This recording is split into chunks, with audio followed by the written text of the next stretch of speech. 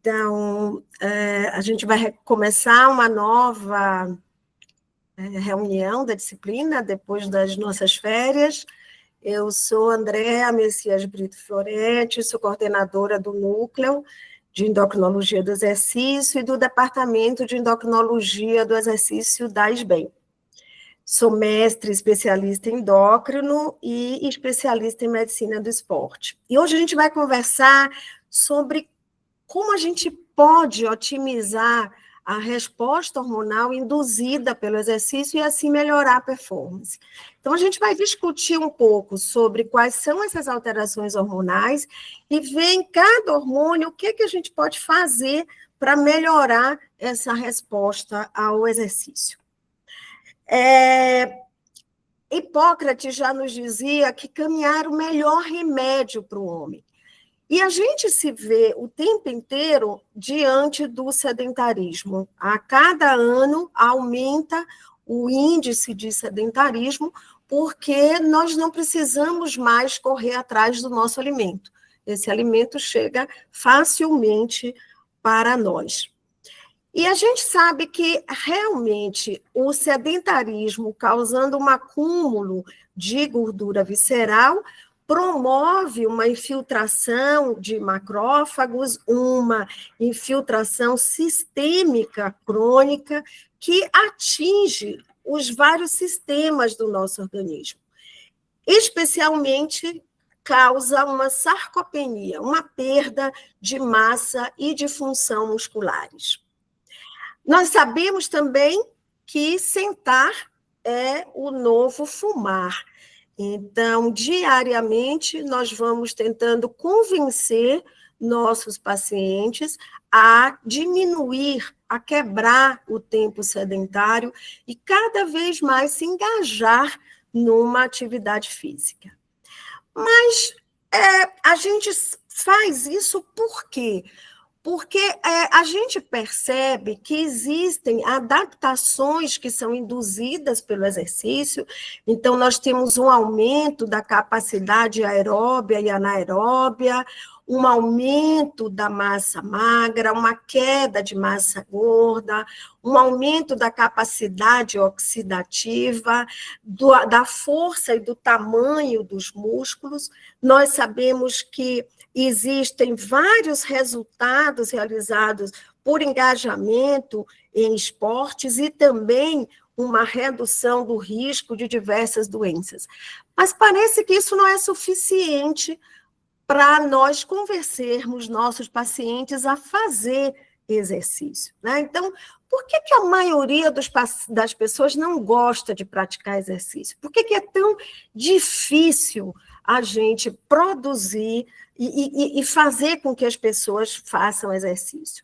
Então, eu queria que, primeiro, vocês pensassem que, exatamente para induzir todas essas adaptações, o exercício exige uma série de mudanças no organismo da gente, né? Então, ele promove um aumento da frequência cardíaca, ele gera um aumento da necessidade de aporte sanguíneo para os diversos músculos. Então, ele gera uma série de alterações para que aquela atividade possa ser exercida. Então, o exercício, na verdade, é um grande estresse. E aí eu queria a participação de vocês. Eu queria que alguém falasse o que entende como exercício. Alguém pode falar um pouquinho? O que é, na verdade, exercício? Os residentes, vamos lá? Alguém se anima? Eu e o Marcos não valemos, né? Falar. Vale sim, pode falar. O que é exercício? É uma atividade física que tem planejamento, que tem objetivo, que tem volume, carga. Isso. Tem uma meta a cumprir. Uma meta a cumprir, e ótimo. E, em termos de fisiologia, o que é exercício? Alguém pode falar? Eu acho, talvez esteja falando uma bobagem, André, mas eu acho que hoje em dia tirar o músculo daquele repouso habitual que a gente está acostumado, né? Seja você falar para o músculo, sai da sua zona de conforto, vamos um pouquinho além do que você está acostumado. Quer dizer, acho que isso foi de uma linguagem bem comum que eu acabo usando lá, mas talvez eu esteja falando de maneira errada para meus pacientes. Não, de jeito nenhum, não tem nada de maneira errada.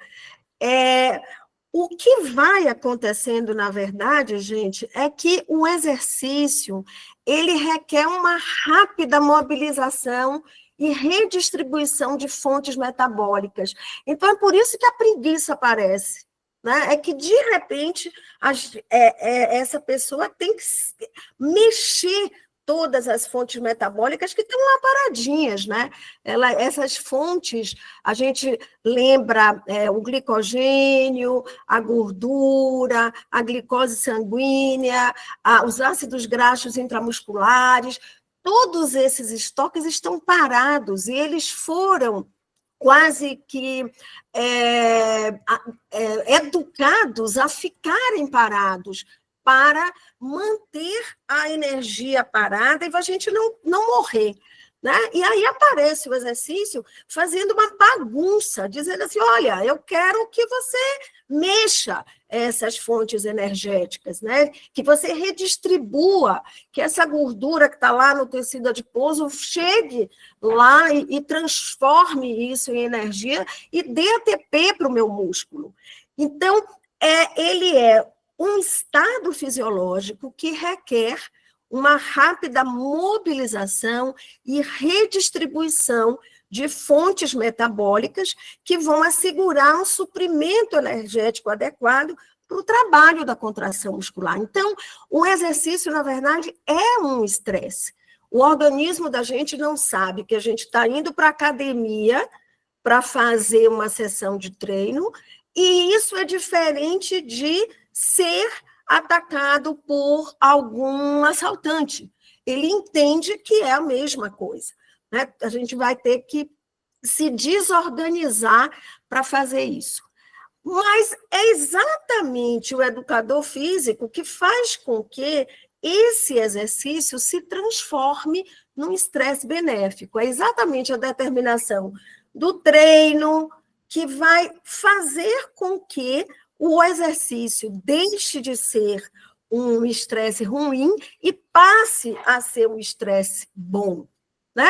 Então, a gente sabe que existe a mobilização das fontes energéticas, a depender da intensidade, os residentes da medicina do esporte sabem disso, mas tem outras pessoas que não são da medicina do esporte, então eu vou falar aí um pouco.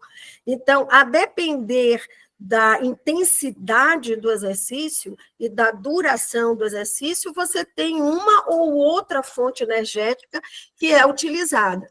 Então, à medida que a duração do exercício aumenta, a intensidade do exercício relativamente diminui.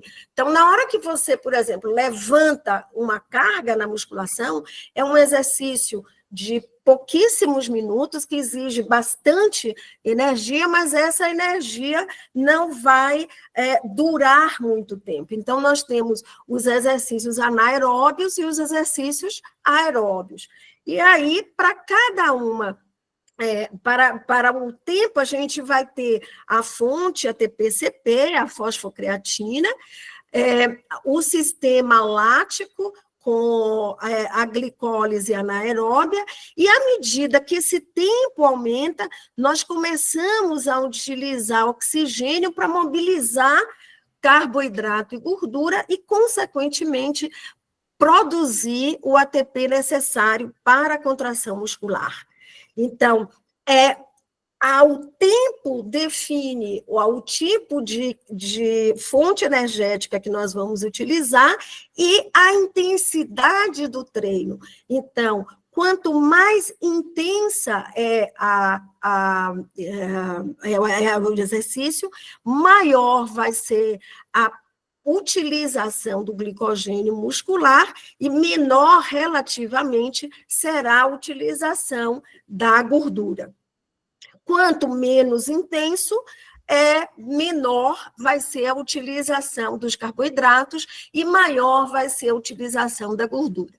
E aí, uma vez eu falei isso para uma paciente, ela disse, não, então eu fico parada, porque desse jeito eu gasto mais gordura.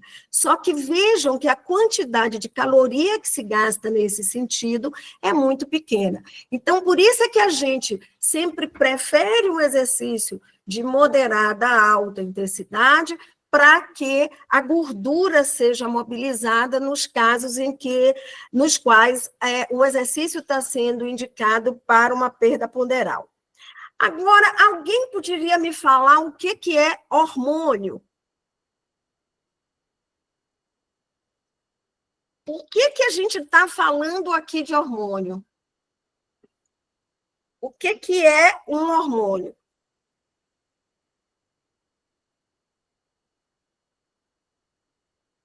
Vamos lá?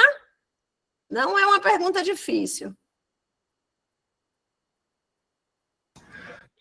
Chefe, Pedro aqui. Hormônio eu entendo como uma molécula ou uma substância que vai ter um efeito, geralmente, à distância de onde ela é produzida, né? Isso. Exatamente. E é exatamente por isso que os hormônios são acionados na hora que você tem que fazer o quê? Mobilizar e redistribuir as fontes energéticas. Então, o hormônio é o quê? A substância química, como o Pedro falou, que ela é específica, ela é secretada dentro do fluido corporal, por uma glândula que é endócrina, e ela vai exercer uma atividade, um efeito específico à distância, em outras glândulas, em outros tecidos, em outros órgãos. E é exatamente por isso que a gente sabe agora que o músculo é a maior glândula que a gente tem no organismo, porque o músculo produz hormônios, esses hormônios agem à distância, mas, Pedro, a gente tem que lembrar também que essas substâncias elas podem agir nelas mesmas. Então, o hormônio ele tem uma ação que é endócrina, que é realmente a distância, parácrina, que é uma ação ação sobre uma estrutura que está perto daquela glândula. Então, por exemplo, o músculo produz substâncias que agem no osso e ela tem uma ação autócrina porque ela age nela mesma. Então, é exatamente por conta disso tudo que esses hormônios precisam ser produzidos. E eles têm uma ação extremamente importante na hora do exercício, porque ele tem que uniformizar uma resposta. Ele tem que agir nos vários sistemas, mas eles têm que uniformizar a resposta. Então, ele tem que avisar o coração que ele vai ter que bater mais rápido, mas avisar ao sistema respiratório que tem que deixar o ar entrar, tem que avisar ao sistema digestório que espere um pouquinho, porque agora ele vai ter que fazer, agora a prioridade é outra, falar para o próprio músculo que ele tem que se mexer, que o tecido gorduroso tem que liberar a gordura. Então, tinha que ter alguma substância para fazer isso, e a substância é realmente o hormônio, né?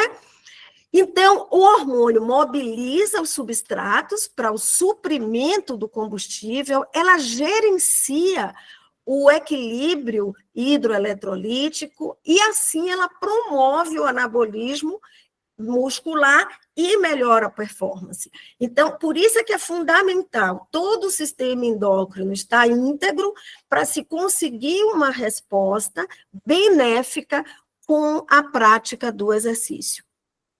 Então, vamos ver quais são essas alterações hormonais e o que a gente pode estar fazendo em cada uma delas. Exatamente para fornecer energia, o exercício promove a liberação de hormônios hiperglicemiantes. Então, catecolaminas, hormônio do crescimento, o cortisol, o glucagon, e ela diminui o exercício diminui a insulina. Assim, se consegue um aporte adequado de glicose para ser utilizada como fonte energética. Agora, vocês vejam que, dentre esses hormônios, a gente tem aqueles que são catabólicos, então, catecolamina, cortisol, e a gente tem o GH aí no meio, que tem uma ação que é anabólica.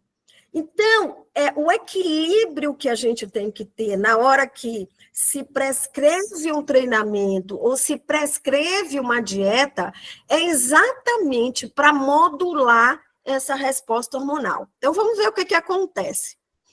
Então, quanto mais intenso é o exercício, maior vai ser a liberação desses hormônios hiperglicemiantes e maior vai ser a queda da insulina para permitir essa elevação da glicose, né?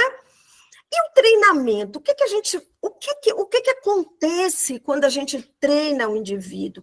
Esse indivíduo, aos pouquinhos, ele vai deixar de responder àquele estímulo inicial, né? Então, a gente chegou na academia, o professor mandou correr, sei lá, 1 km por hora. Daqui a pouco, esse 1 km por hora não está adiantando mais nada, você não está sentindo mais nada de diferente. Então, o que está acontecendo? É que esse treinamento faz com que o hormônio se adapte melhor ao receptor e gere uma resposta. Então, ele faz com que haja uma maior expressão desses receptores, uma amplificação da resposta a essa ligação entre o hormônio e o receptor. E, consequentemente, a resposta hormonal é deflagrada com maiores níveis de esforço. Então, essa é a base fisiológica para se entender por que o treinamento tem que ser escalonado, tem que ser individualizado e tem que aumentar, porque depois de certo tempo, aquela carga não vai gerar uma resposta hormonal que gere essa mobilização das diversas fontes e fazer com que o indivíduo melhore cada vez mais sua performance. E a gente tem que lembrar que o atleta faz o quê? Ele poupa o glicogênio. Então, exatamente por esses motivos. Ele começa a mobilizar mais gordura, ele utiliza menos glicogênio, mas o cuidado maior com a gente é permitir um aporte adequado de carboidrato para que ele não utilize proteína muscular e consiga anabolizar. Então, essa é uma das estratégias. Quer dizer, para a gente conseguir fazer com que esse indivíduo realmente vá sendo adequadamente treinado, ele tem que submeter a cargas crescentes, mas não cargas exageradas de exercício, e ele tem que ter o aporte correto de carboidrato para ele não utilizar proteína muscular para a realização do exercício. Vamos lembrar quais são essas alterações hormonais, então, tanto do exercício de endurance quanto com o exercício resistido. Então, quando a gente vai ver o cortisol, ele aumenta com a duração, aumenta com a intensidade, ele é reduzido com o treinamento, e isso também acontece com o exercício resistido. Existe até uma questão, muitas vezes, de parada na resposta de cortisol à medida que o indivíduo treina. E é exatamente para ser anabólico e para melhorar o condicionamento que o exercício precisa promover o estresse. Então, a partir do momento que aquele treinamento está gerando uma redução muito grande do cortisol, é sinal de que está na hora de melhorar essa atividade física, está na hora de aumentar essa carga do exercício.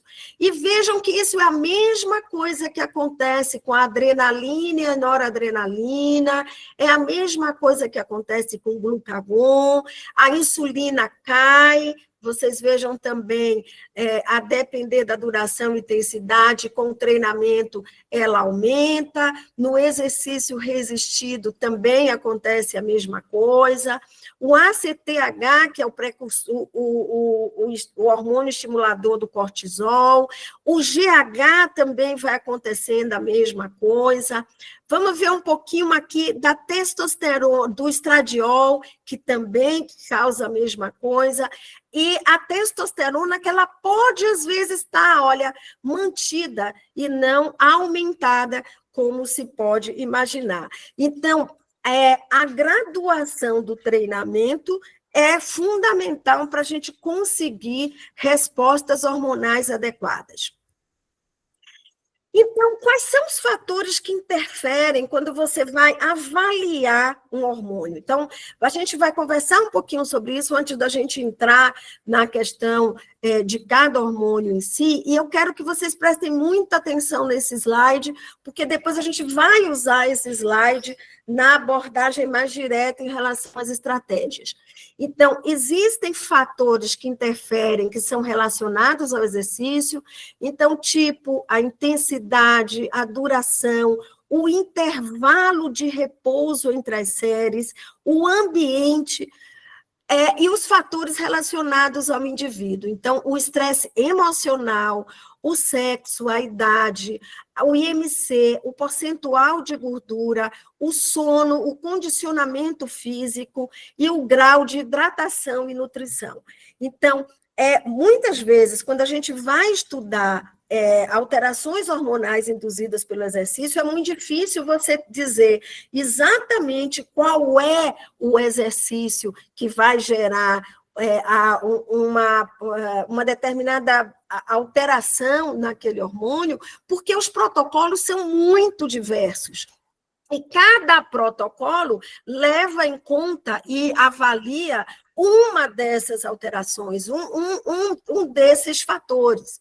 Então, quando vocês forem ler algum trabalho sobre alteração hormonal, presta atenção em cada um desses fatores. As mulheres, por exemplo, elas têm alterações a depender do momento hormonal que elas estão da fase do ciclo hormonal.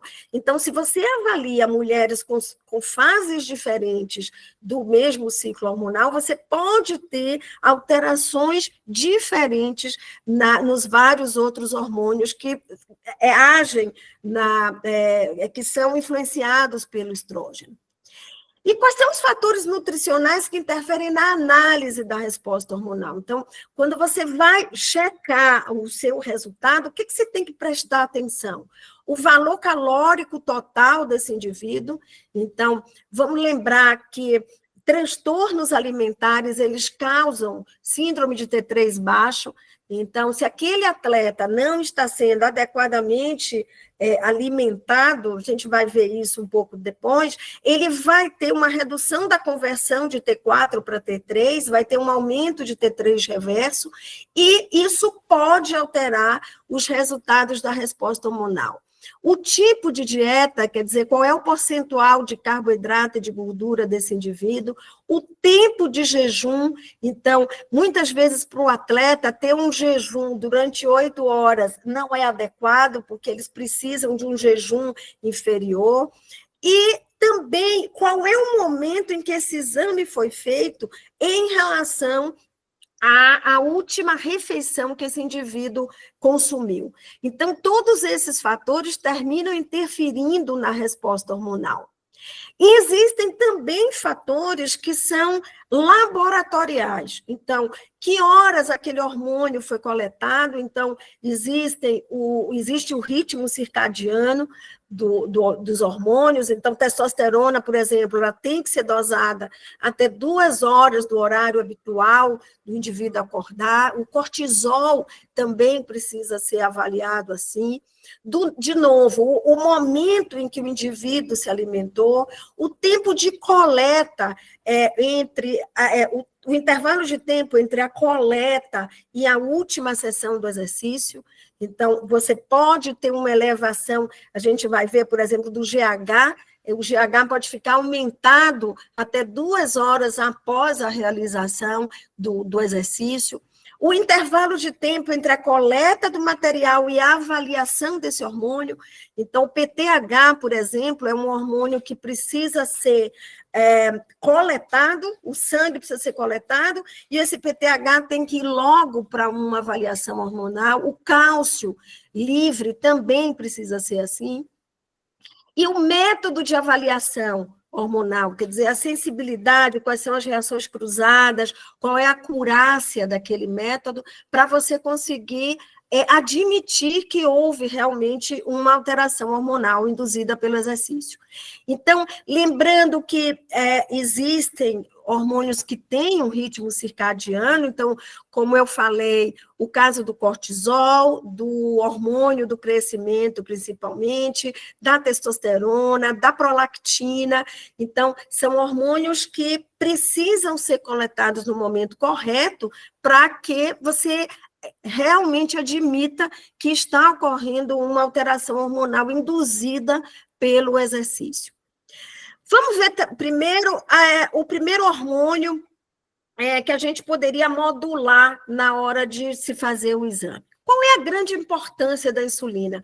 Ela tem que estar reduzida para permitir a utilização, a elevação da glicose.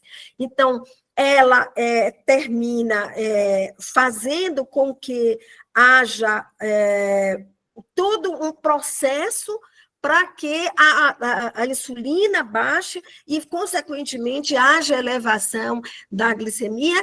E a gente sempre ouve falar que o exercício aumenta a sensibilidade à insulina, né? Então, como é que ele faz isso?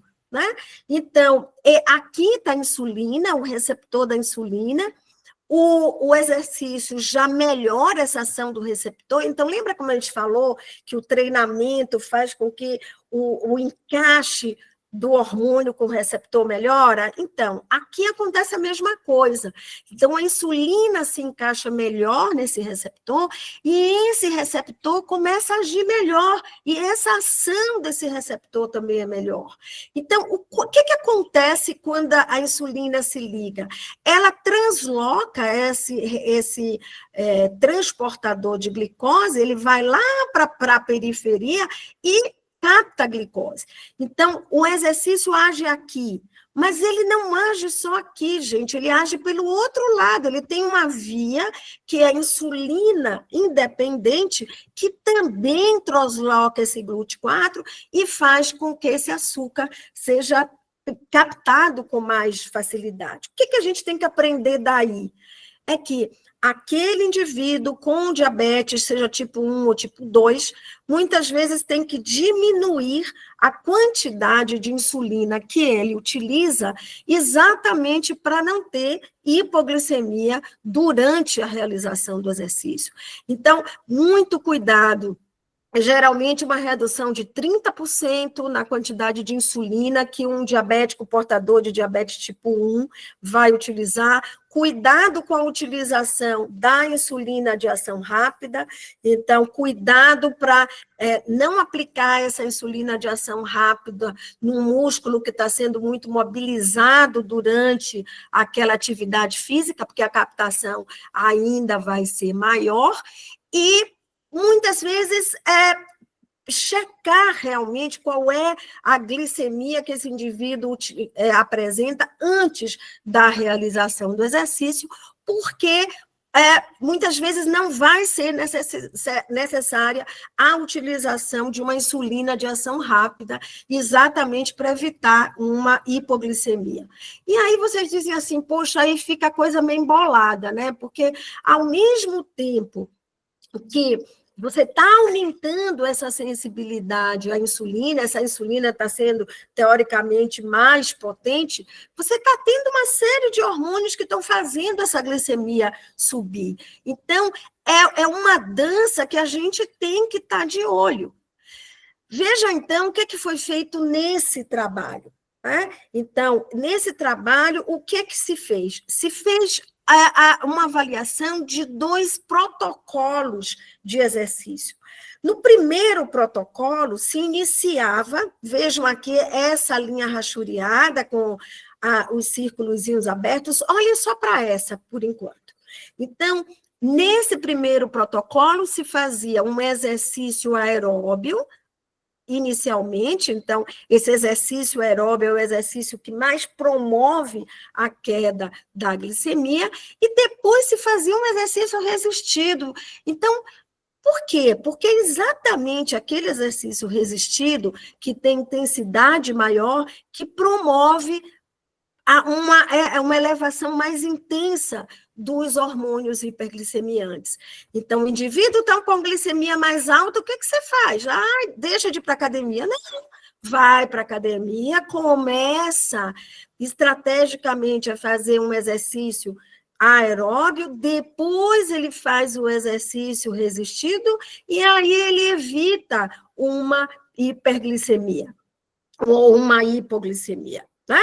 E nesse outro protocolo, o que se fez? Se começou o exercício, a sessão do exercício com o exercício resistido, o indivíduo manteve ali a glicemia, ele estava controladinho, mas ele manteve, e depois ele foi fazer o exercício aeróbio, e caiu a glicemia e manteve essa glicemia durante 150 minutos depois da realização do exercício. E vamos lembrar que aumento da sensibilidade ao exercício perdura 24 a 48 horas.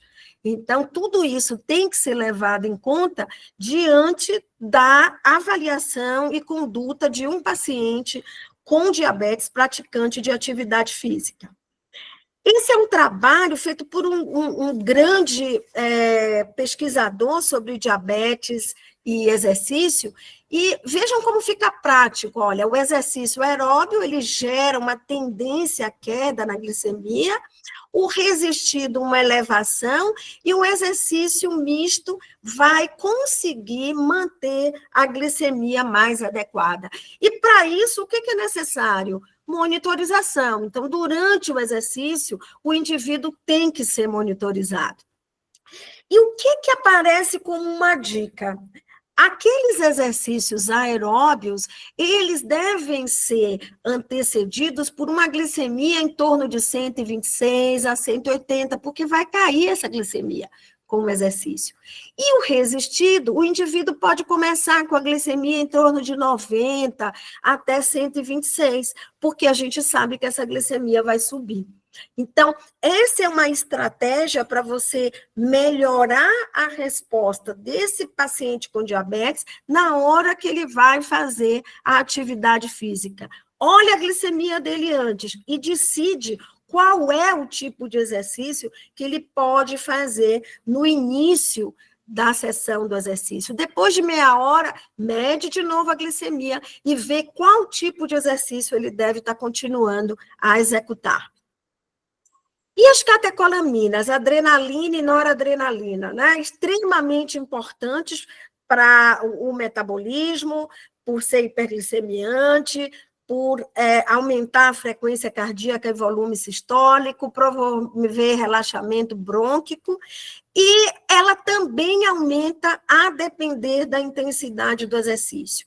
Agora, se lembrem que, na hora que aquele indivíduo já inicia, aquele atleta já inicia a atividade física, ou o exercício, ou o treino, com um estresse emocional, isso vai ser exponencial, vai ser muito maior.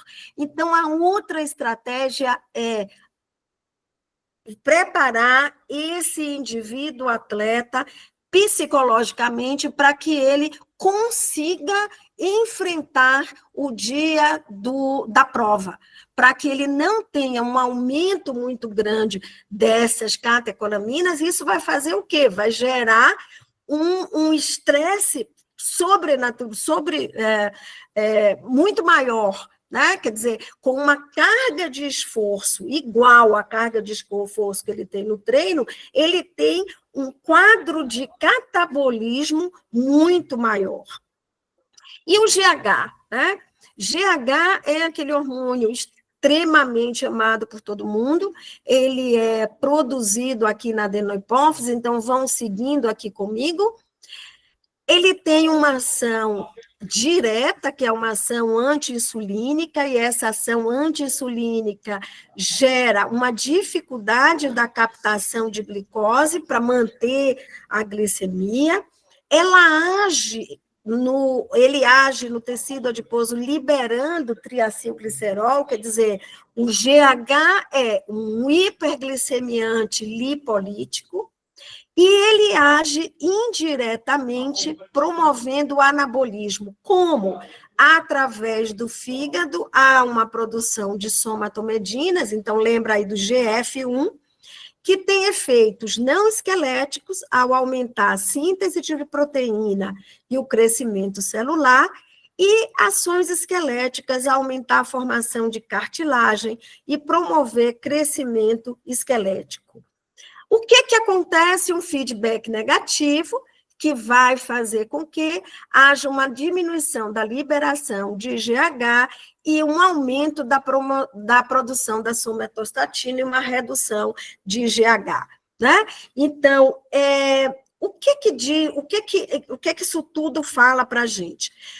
Quantidades consideráveis de exercícios são necessárias para estimular uma secreção aguda de GH. Então, um exercício de resistência de moderada intensidade, então acima do limiar aeróbio, e um exercício de carga de alta intensidade. Então, não é qualquer exercíciozinho que faz com que a gente libere o GH. A duração mínima para se fazer um exercício aeróbio para liberação é de 10 minutos, e é muito importante que haja um intervalo de tempo de praticamente 3 horas, segundo esses autores, para evitar que haja uma refratariedade do sistema GH, RH, GH e GF1. Então, o que significa isso? Toda vez que se faz um exercício, uma sessão de exercício muito intensa para liberar GH e não se tem repouso para se fazer uma nova sessão, não há nessa segunda sessão um estímulo suficiente para a liberação de GH. Então, é a coisa do menos é mais. Se você vai fazer 2 sessões de exercício por dia, essas 2 sessões não podem ter uma intensidade extrema, exatamente porque a segunda sessão não vai gerar os benefícios que foram gerados da primeira sessão do exercício. Então, eu acho que esses são dados que vocês sabem bastante, mas eu estou querendo mostrar para vocês quais são as bases fisiológicas que justificam, por exemplo, a necessidade do indivíduo fazer um repouso, esse repouso de 3 horas, segundo esses autores, para que você gere uma nova resposta do hormônio do crescimento. E o IGF-1? O IGF-1, lembrem que é o mediador das ações indiretas do hormônio do crescimento, e nesse trabalho, o que eles veem? Se o indivíduo está num treinamento adequado, ele tem uma elevação do GH, mas se ele está num overtraining, ele não gera alteração de GH. O GH continua num platô, e isso acontece também com o cortisol, né? O cortisol vai ficando num platô que não gera, então, por exemplo, a mobilização necessária de algumas substâncias para liberar energia. O GH, ele sofre uma queda a depender da quantidade de gordura intraabdominal, então aqueles indivíduos com obesidade, eles têm uma menor liberação de GH, então mais uma dica, tratar a obesidade. Na hora que esse indivíduo com obesidade ele faz exercício, ele não tem a liberação adequada de hormônio do crescimento e, consequentemente, a ação lipolítica desse hormônio do crescimento. Então, não adianta se ficar dando muito suplemento a um indivíduo que está querendo perder peso, porque ele não vai conseguir perder a quantidade de gordura e, consequentemente, não vai ter a liberação de GH como ele deveria.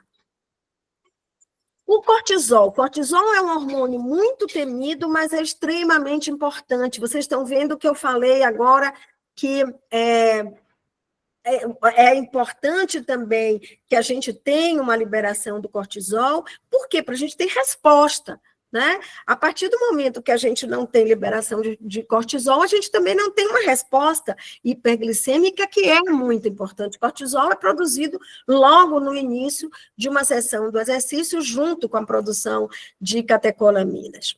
Mas é um hormônio catabólico, ele é produzido através do estímulo do ACTH, né, pelo córtex da adrenal, que também produz outros hormônios, mas a gente vai falar especificamente do cortisol. Ele aumenta a glicogenólise, a lipólise, a proteólise, infelizmente, e a gliconeogênese, que é aquele processo em que proteínas e gorduras se transformam em glicose para gerar energia. Então, ele é um hormônio catabólico, ele gera proteólise. Então, a gente tem que dar um jeitinho de diminuir esse cortisol, ajudar e deixá-lo na quantidade que seja adequado para levar, por exemplo, a lipólise, né, e a glicogenólise, mas não deixar ele gerar uma proteólise. Lembrem que o estresse vai liberar o CRH, que é aquele fator hipotalâmico, o ACTH, que é o hipofisário, isso leva ao aumento do cortisol, reduz as gonadotrofinas, então o FSH e o LH, que são os hormônios hipofisários, consequentemente, reduz testosterona e estradiol. Então, é o que a gente encontra, né, gente, na REDS, né, na síndrome de deficiência energética relativa no exercício. Então, não se assustem com esse diagrama, eu vou falando com vocês aos pouquinhos para a gente ver. Então, o que acontece?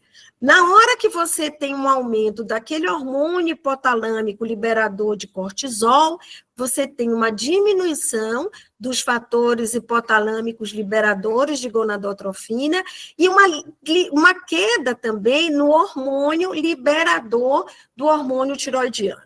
Então, a hipótese na pituitária, vamos de cada um desses eixos separadamente. Então, o CRH vai promover um aumento do ACTH, que no córtex adrenal vai levar um aumento do cortisol, que gera uma redução da imunidade. Esse cortisol, ele vai chegar aqui a atrapalhar, diminuir o GNRH.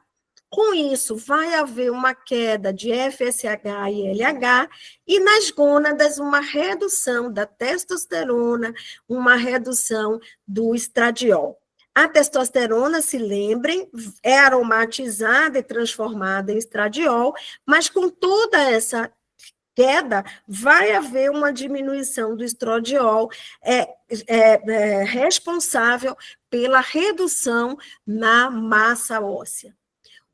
Por outro lado, essa queda do TRH, que é aquele hormônio hipotalâmico liberador do TSH, que é o hormônio hipofisário, há uma queda de T3 e T4 e uma queda no metabolismo basal. Há também aqui, como eu falei antes, uma diminuição da conversão de T4 para T3. Então, com isso, há essa queda no metabolismo basal e um aumento no T3 reverso. Há também uma redução no GH e uma alteração da composição corporal. E a gente sabe que o déficit energético, a diminuição do sono, outros fatores estressantes, a redução da quantidade de gordura, ou de açúcar, vai gerar toda essa alteração e vai, consequentemente, perpetuando esse processo. Os portadores de RETs, eles têm uma redução de leptina, eles têm um aumento de grelina, que é aquela substância que ajuda a aumentar o apetite, e com isso eles têm também uma piora desse quadro todo. Então, isso vocês da medicina do esporte já sabem. Inicialmente se falava apenas em tríade da mulher atleta, e agora a gente já sabe que existe um quadro muito mais florido de RETs, com comprometimento de vários sistemas, não só o sistema ósseo, o sistema reprodutivo, e também um comprometimento de homens e não só de mulheres. O que a gente vê, então, aqui na REDS é um aumento da utilização de glicose, uma depressão, na verdade, com isso, uma utilização maior de gordura, uma baixa disponibilidade energética e, consequentemente, uma alteração em todos esses sistemas que são fundamentais para a execução correta do exercício. Então, o que a gente precisa entender muito é que esse balanço energético tem que ser bem feito. A gente precisa calcular a disponibilidade energética, para daí definir qual é o treino e qual é a nutrição adequados para permitir uma execução correta do exercício e, consequentemente, um menor aumento do cortisol, um menor comprometimento das gonadotrofinas e uma produção adequada de estrógeno e de testosterona. Aqui, eu não vou mais repetir essa parte, era mais ou menos o que eu queria falar. E por que o estradiol é importante? É porque o estradiol ele age principalmente nos osteoblastos, que são as células responsáveis pela formação da formação óssea, e ele inibe o rank ligante, que está intimamente ligado aos osteoclastos, que levam a uma reabsorção óssea. Então, o estrógeno, ele age tanto aumentando a formação, como reduzindo a reabsorção óssea, e, consequentemente, na hora que esse estrógeno está em falta, há uma queda importante da performance. Além disso, o estrógeno tem uma ação cerebral muito importante. O estrógeno, ele faz com que a gente tenha uma resposta adequada ao BDNF. Quando ele está ausente, ocorre uma diminuição da plasticidade sináptica e tudo, e existe um aumento da possibilidade de depressão. Então, na hora que a gente está diante de mulheres na menopausa que tenham condições de fazer uma reposição hormonal, a resposta ao exercício é muito melhor, até porque o estrógeno tem uma ação antioxidante, ela reduz danos musculares, ela recupera a musculatura, e lembrem que os homens também precisam ter estrógeno. Então, na hora que os usuários de anabolizante utilizam inibidores da conversão de testosterona para estrógeno, eles perdem essa capacidade de regeneração muscular que o estrógeno consegue, promove. Ele induz diferenciação das células satélites musculares, então ele é um grande hormônio anabolizante, ele ativa via insulina e GF1 e estimula a secreção e a ação de GH. Então, aquilo que eu falei antes para vocês, na hora que você tem o estrógeno reduzido e na hora que você avalia mulheres com fases do ciclo hormonal diferentes, se você avalia, por exemplo, o GF1 e o GH, você pode estar avaliando uma mulher que está numa fase em que o estrógeno está mais alto e avaliar uma outra mulher que está numa fase lútea, uma fase diferente da fase folicular e com níveis estrogênicos diferentes e, consequentemente, níveis de hormônio do crescimento diferentes. Eu quero lembrar muitas vezes se fala de diversos suplementos, mas se fala muito pouco sobre a importância do ferro como um suplemento em pacientes, em atletas. Né? O ferro é extremamente importante porque ele altera a função tiroidiana, ele reduz a disponibilidade energética, ele compromete a função reprodutiva e ele promove uma supressão de GH e GF1 e uma queda na saúde óssea. Então, esse é um dos suplementos mais importantes para serem utilizados em atletas. Eu não sei se todos sabem, mas a gente tem um projeto no nosso núcleo de endócrino de avaliação de REDs em bailarinas profissionais. Então, a gente tem algumas bailarinas que estão sendo avaliadas exatamente para que a gente evite que essas mulheres sofram essa síndrome. No caso da testosterona, ela também sofre a interferência aqui, olhem, do cortisol, da interleucina 1, então, se tiver um quadro muito importante de estresse, e com isso há uma redução das gonadotrofinas e, consequentemente, uma produção de testosterona. Vejam que a grelina, que está aumentada nos casos de indisponibilidade energética, também reduz a produção de testosterona, assim como o cortisol, como eu já tinha falado antes. Exercícios que são relativamente curtos e intensos, geralmente aumentam a testo, mas os prolongados podem diminuir. Então, de novo, cuidado com a duração do exercício, achando que isso vai aumentar a produção de testo e nem sempre aumenta. Há um aumento com o aumento da carga. As cargas de trabalho produzem respostas semelhantes, independente da carga ser aeróbia ou anaeróbia. E, em contraste com o aumento da testo de curto prazo, imediatamente após o exercício curto, intenso, pode ocorrer uma supressão dos níveis durante e subsequente ao exercício, muito extensos e muito prolongados.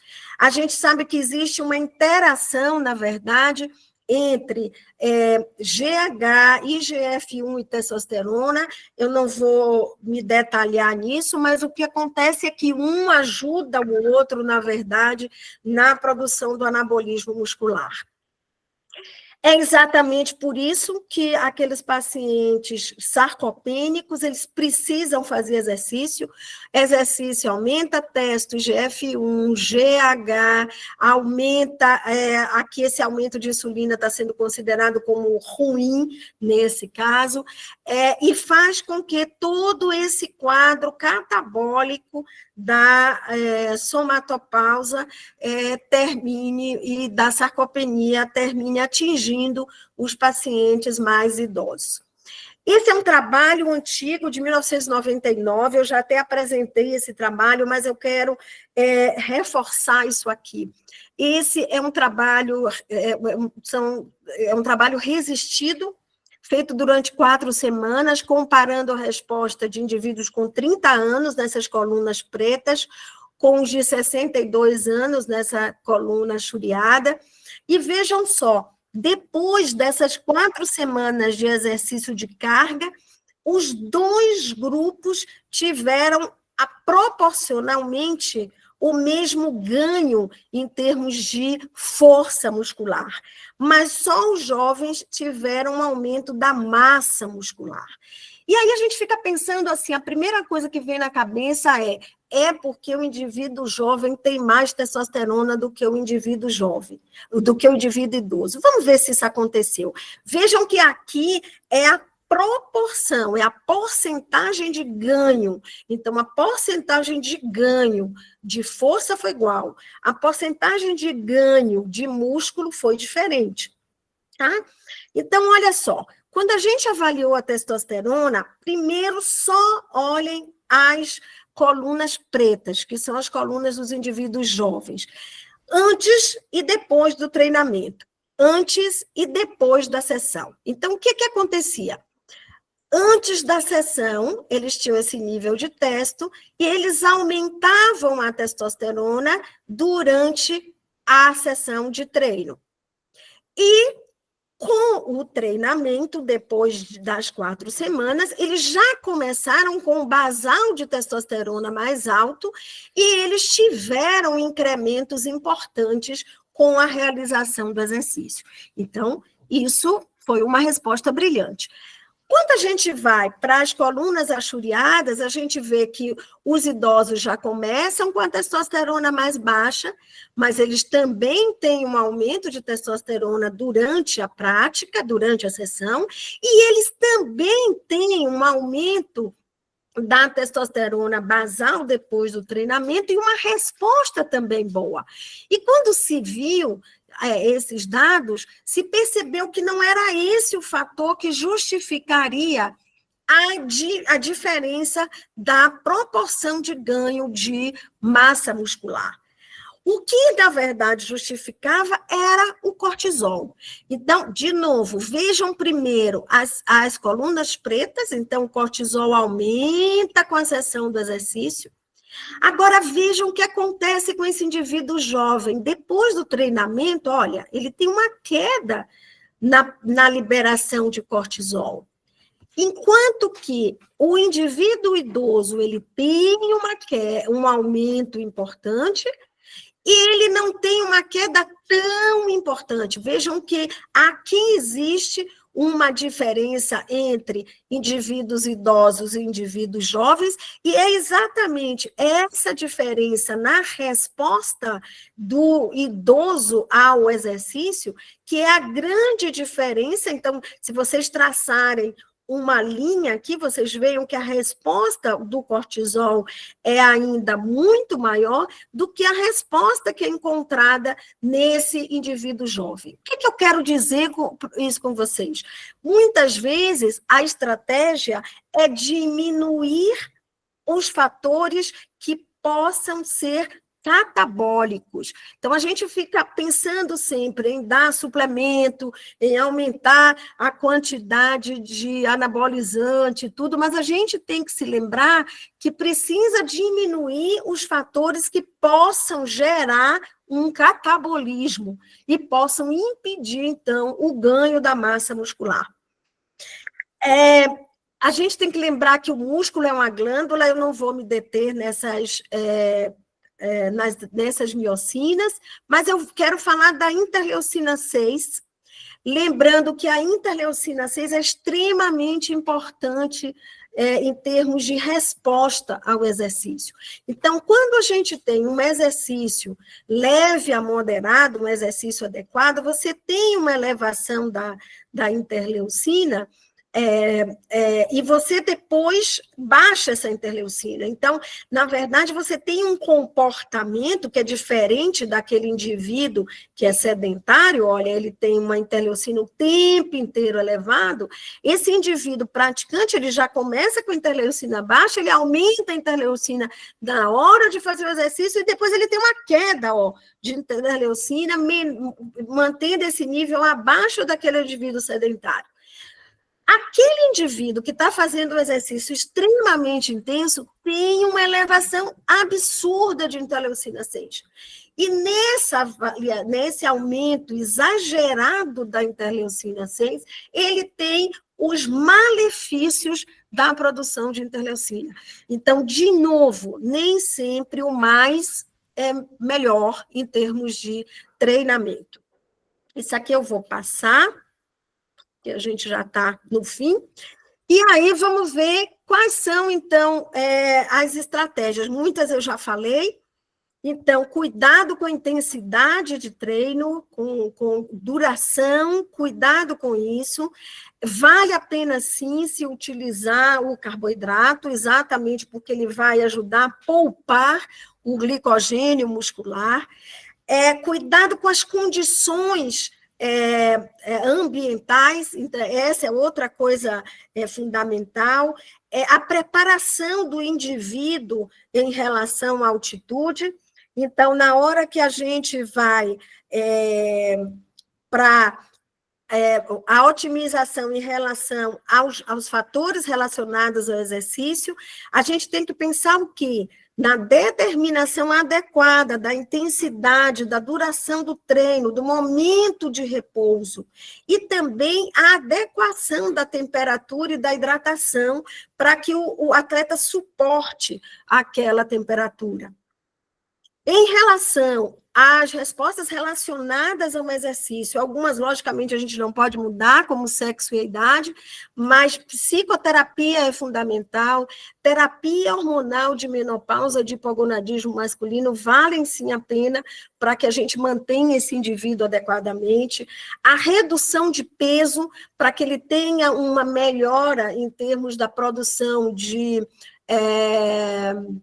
GH, e os pacientes com obesidade, eles têm uma maior quantidade de miostatina, então, daquele fator que impede a produção muscular, a nutrição adequada, porque o carboidrato termina reduzindo a amônia, que é um dos fatores que podem ser melhorados aí, e a suplementação, a gente lembrando que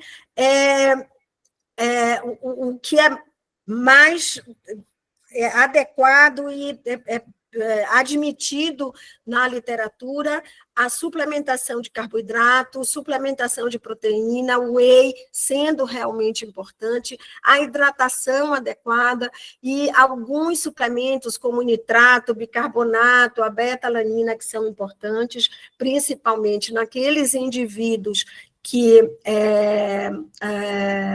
fazem muito exercício, né? Não é para o atleta recreacional. O HMB, que pode ser utilizado pensando numa ação anticatabólica, e lembrar de vitamina B12 e do ferro, como eu falei, é extremamente importante para que a gente tenha uma função tiroidiana e uma função gonadal adequadas. Então, eu vou parar e lembrar essa outra frase de Hipócrates, que diz que nossas forças naturais, as que estão dentro de nós, são as que nos curarão de diversas doenças. Então, vamos estimular esses indivíduos a fazer exercício, mas ajudá-los com essas estratégias para que o exercício fique mais suportável e eles comecem a gostar de fazer exercício. Então, eu vou abrir aí um pouquinho para as perguntas.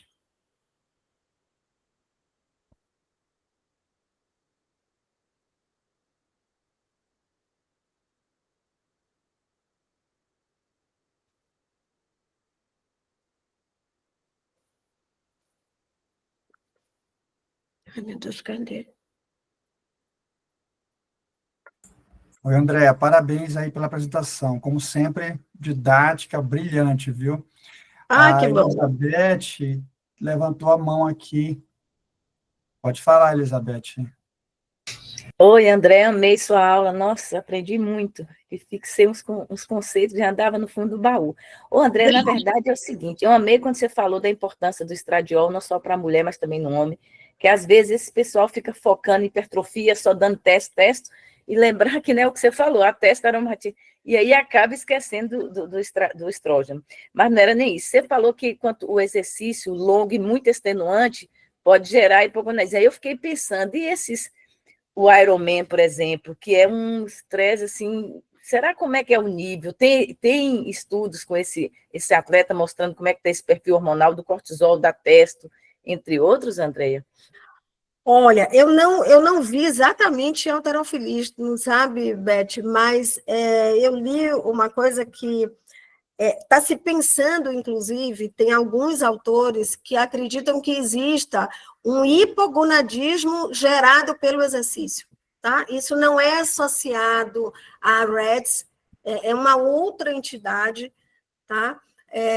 Exatamente por conta de um exercício exagerado. É um indivíduo que tem um aporte adequado em termos de alimentação, não é REDS, né? Segundo esses autores não eretos, eles chamam de hipogonadismo masculino induzido pelo exercício. E, como eu falei, não é aceito por vários outros cientistas, né, nessa área. Mas o que se fala é isso, né? A gente sempre tem a impressão de que, fazendo mais exercício, um exercício mais prolongado, a testosterona vai cada vez mais subindo, e não é o que acontece. Eu não vi um estudo específico com halterofilistas, tá? Mas eu vi essa questão específica de reduzir a testosterona com um exercício muito extenuante por conta dessa coisa do cortisol. Eu tinha falado desses Ironman, que faz nada, corre tudo assim muito intenso. O Ironman. Provas de muito tempo, né? E eu acredito que os treinamentos dele no dia a dia também, mesmo, deve ser bem cansativo para eles manterem. Muito cansativo. Aí eu acho que eu acho que os principais estratégias são nutrição e também a parte de treinamento. Eles ficam treinando muito mais. Eu, no consultório, atendi um paciente com Ironman, que é um Ironman, né? E ele resolveu que precisava emagrecer para ficar muito mais leve, para correr e andar de bicicleta. E ele se instituiu uma dieta com pouquíssimo carboidrato para perder peso, sendo um paciente eutrófico.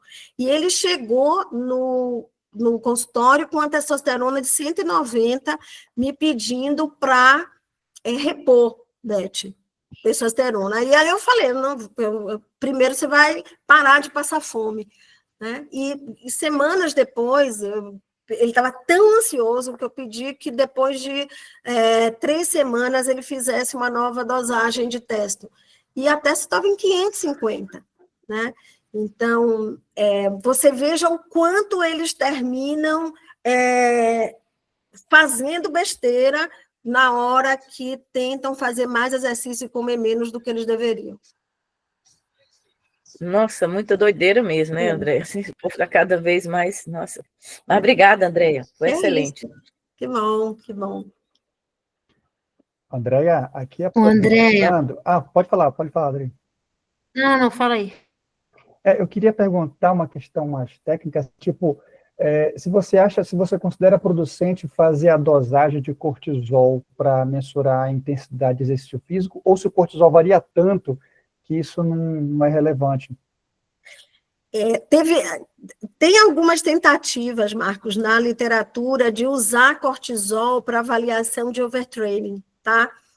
E elas foram meio frustrantes, porque o cortisol, exatamente o que você está falando, o cortisol varia tanto que você não consegue entender muito bem, né? Se tentou até usar o cortisol salivar ao invés do cortisol sanguíneo, e aí se viu que o cortisol salivar teria que ter uma avaliação totalmente diferente, porque por conta de difusão, é uma outra aula só para isso.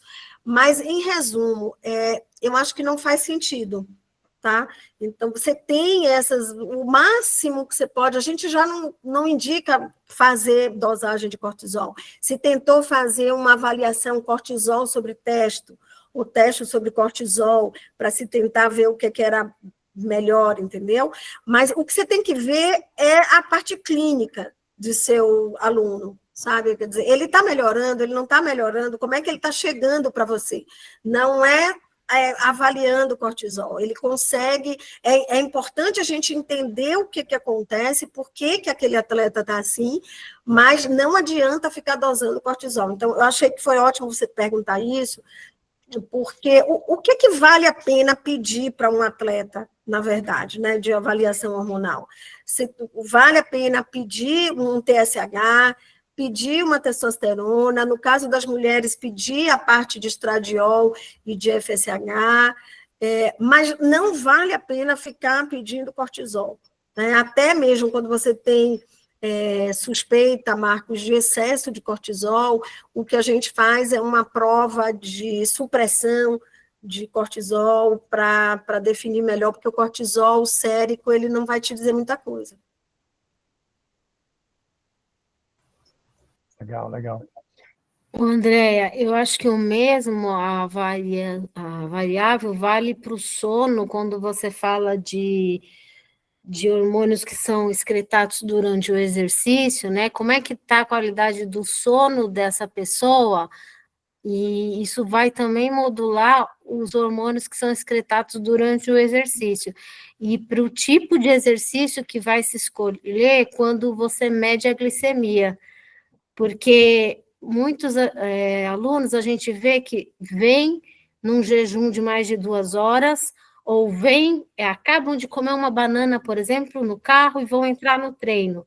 E aí, essa glicemia de ponta de dedo, às vezes, que a gente faz, quem não tem o sensor, ela não é tão real ali, porque ele acabou de comer, ou ele está em jejum de 2 horas, então, isso também vai alterar aquela prescrição de exercício, né? Em linhas gerais, a gente segue aquilo, mas eu acho que tem muito a ver o quanto e o como ele come antes do treino. Assim, você vai ter que se guiar por essa glicemia mesmo, de ponta de dedo, que você não vai ter outra opção, não, vai ser melhor. O que a gente tem atualmente nos sensores, e que ajuda muito, é a seta de tendência, porque ele diz realmente para onde aquela glicemia vai, então termina ajudando. Então, o que você pode fazer se você tiver... Eu estou imaginando, você está falando com um paciente com diabetes. O que você pode fazer é, depois de uns 15 minutos, por exemplo, você medir novamente essa glicemia e saber qual foi a tendência dessa glicose para você definir qual é o tipo de exercício que você pode estar indicando para ele naquele momento, né? Mas é a única coisa que você vai ter para conseguir te nortear. E vale a pena, não é que seja só o Libre ou qualquer outro monitor de glicose que vai ser suficiente. A gente sempre trabalhou com fitinha e ajuda sim.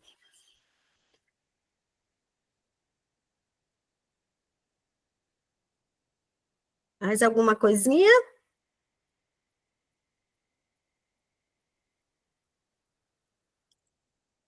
Gente, então eu vou finalizar. Eu estou no ambulatório hoje, daqui a pouquinho eu estou aí para encontrar os residentes, tá bom? Gente, eu coloquei de propósito aqui a tela, até para pedir para vocês seguirem a nossa página no YouTube.